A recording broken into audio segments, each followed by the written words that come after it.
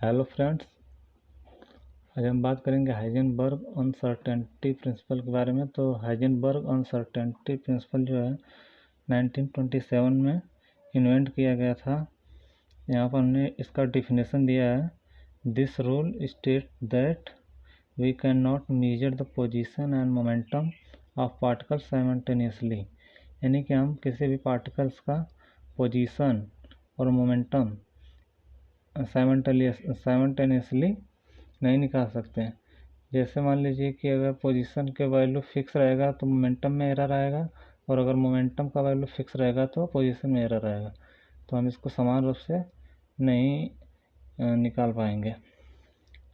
This rule can apply on only microscopic object like electron and proton. Heisenberg जो uncertainty principle है वो केवल microscopic यानी कि जो सबसे छोटे पार्टिकल्स होते हैं, जैसे मान लीजिए कि इलेक्ट्रॉन एंड प्रोटॉन, उसके लिए ही केवल लागू होता है, बाकी और किसी भी पार्टिकल्स के लिए नहीं लागू होगा। माइक्रोस्कोपिक हम जानते हैं कि दो प्रकार के पार्टिकल्स होते हैं, जैसे माइक्रोस्कोपिक और मैक्रोस्कोपिक। तो माइक्रोस्कोपिक के लिए ही केवल यह फॉलो करेगा यह रूल। तो यहाँ पर हाइजेनबर्ग ने एक रिलेशन दिया था, delta X into delta P is greater than or equal to H cut upon 2, यहाँ पर H cut is equal to होता है एच अपॉन 2 पाई। तो हम यहाँ पर वैल्यू पुट करेंगे तो delta X into delta P is greater than or equal to हो जाएगा एच अपॉन 4 पाई। और हम जानते हैं कि यहाँ पर डेल्टा एक्स जो है पोजीशन है, एरर इन पोजीशन, और डेल्टा पी है एरर इन मोमेंटम। तो मोमेंटम बराबर हम जानते हैं delta P is equal to होता है एम इंटू वी। तो यहाँ पर अगर हम मोमेंटम का वैल्यू पुट करेंगे तो delta X into M delta V is greater than or equal to H upon 4 pi हो जाएगा। यहाँ पर डेल्टा एक्स बराबर है error in position, delta P बराबर है एरर इन मोमेंटम, और डेल्टा वी बराबर है एरर इन वेलोसिटी। ये चीज़ इक्वल टू क्या है, प्लैंक कांस्टेंट।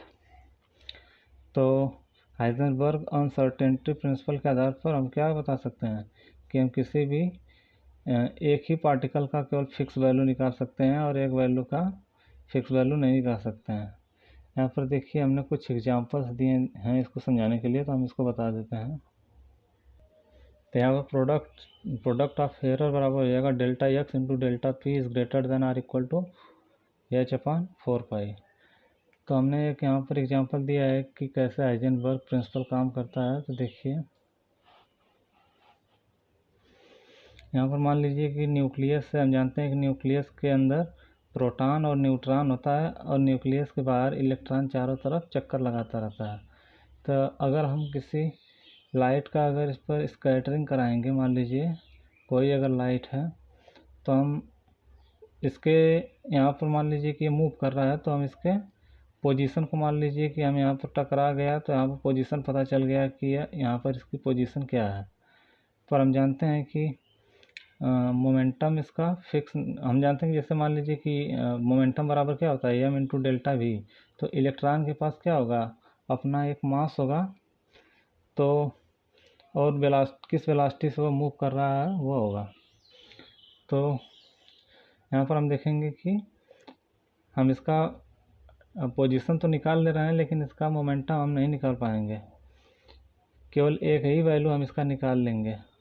तो यही मतलब प्रिंसिपल क्या है, हाइजेनबर्ग अनसर्टेनिटी प्रिंसिपल, यानी कि हम केवल एक ही वैल्यू को फिक्स निकाल पाते हैं एग्जैक्टली, और एक वैल्यू को हम एग्जैक्टली नहीं निकाल पाएंगे।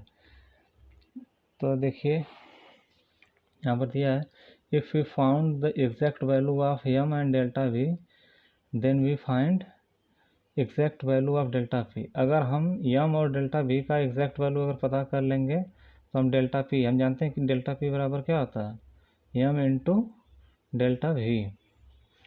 तो अगर हम डेल्टा वी और एम के वैल्यू को अगर एग्जैक्ट निकालते हैं तो डेल्टा पी के वैल्यू को तो एग्जैक्ट निकाल लेंगे, but delta x will not be exact. और तब डेल्टा यानी पोजीशन जो है वो एग्जैक्ट नहीं होगा। If we find the exact value of delta X, यानी अगर हम पोजीशन के वैल्यू को अगर एग्जैक्ट निकालेंगे then delta P will not be exact, तो डेल्टा पी वहाँ पर एग्जैक्ट नहीं होगा। तो यही प्रिंसिपल जो है हाइजेनबर्ग प्रिंसिपल को बताती है।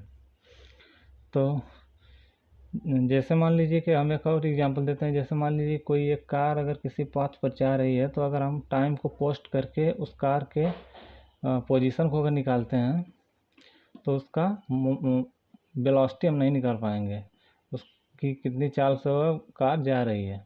तो इस आधार पर अगर हम एक वैल्यू को अगर फिक्स वैल्यू को निकाल लेते हैं तो दूसरा वैल्यू उसका फिक्स नहीं कर पाएंगे। तो यही हाइजेनबर्ग ने बताया था अपने अनसर्टेनिटी प्रिंसिपल में। तो हम उम्मीद करते हैं कि आपको हाइजेनबर्ग अनसर्टेनिटी प्रिंसिपल समझ में आ गया होगा। तो धन्यवाद।